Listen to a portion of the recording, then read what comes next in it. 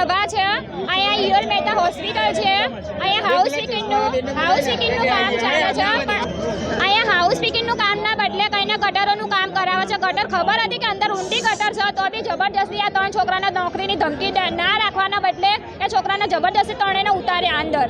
અને અમારા જે પિનાકી સર છે, જે સુપરવાઇઝર છે, એમનો કોઈ વાંક નથી. અમારા ઉપરથી ટોર્ચર કરે છે. જેવી શાહ, કુનાલ સર અને મિસ્ત્રી સાહેબ એ ત્રણેય એમના નોકરી પર ફૂલ એટલે ફૂલ દબાણ. હાઉસ વીકિંગ સર્વન્ટોને ફૂલ એટલે ફૂલ હેરાન, બહુ જ હેરાન કરે છે. ગટર સાફ માટે કોઈ સ્ટાફ નહીં રાખતા. હાઉસ વીકિંગ વાળાને જ ગટરમાં ઉતારે છે. અને ગટરમાં મારા ઘરવાળા, એ તો કિસ્મત સારી કહેવાય કે મારા ઘરવાળા કાલ ઘરે હતા અને કાલ મારા ઘરવાળા બી આ હાલતમાં જ હોત.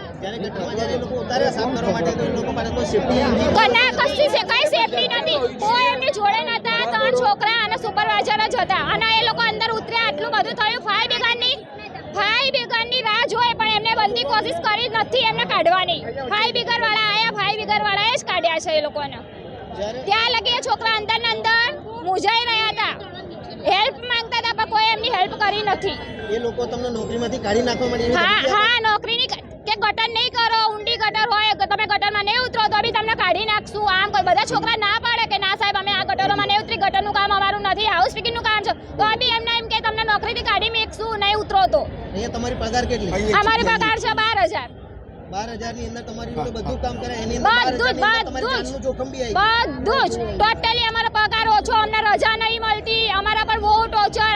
અમે ખુદની રજા રાખીએ છીએ ને તો બી અમારા પર ટોર્ચર કરે છે. અમે 500 રૂપિયા મહેમાન મેમો પાડે છે.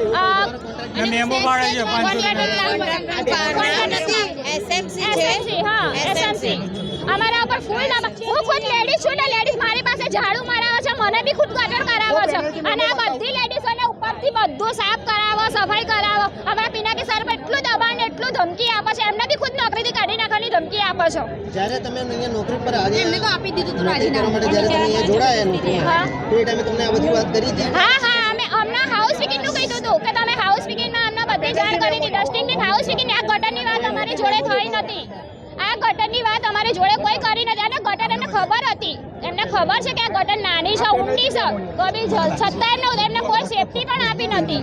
કશી સેફટી આપી નથી. એમને પહેલા ચેક કરવું પડે કે ગટર ઊંડી છે કે નાની છે કે મોટી છે. એમને ડાયરેક્ટ છોકરાઓને અંદર ઉતારી દીધા.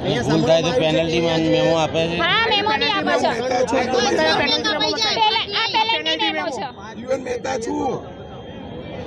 અને મેમો આના લેડીઝોના તો એટલું દબાણ, એને તું તારીથી બોલાવે. લેડીઝોનું કોઈ માન, કોઈ ઇજ્જત નહીં. અહીંયા કપડાં ચેન્જ કરવા માટે બી કોઈ રૂમ નહીં. સીડીમાં કપડાં ચેન્જ કરવા પડે. એ 3 જણ હતા. એકનું નામ છે રોકીભાઈ, સાહિલભાઈ અને પ્રવીણભાઈ. સાહિલભાઈ બી સિરિયસ, એમનું કોઈ કહી શકાય એમ નથી, પણ રોકીભાઈ તો એક્સપાયર થઈ ગયા છે અને પ્રવીણભાઈને થોડું સારું છે. અને રોકીભાઈની રાતે બોડી લાગ્યા ને એ બી અમને કોઈને જાણ છો નહીં. આ બનાવ કેટલા ટાઈમે બન્યો હતો? આ કાલ 7:30 ની અંદર બન્યો. 6 વાગે બન્યો તો 7:30 એ લોકોને બહાર કાઢવામાં આવ્યા. હા, એક તો મૃત્યુ પામેલું છે. તો રોકીભાઈ હતા એ તો એક્સપાયર ત્યાં જ થઈ ગયેલા હતા. સાહિલભાઈ અને પેલા ભાઈ થોડા ઓલા હતા.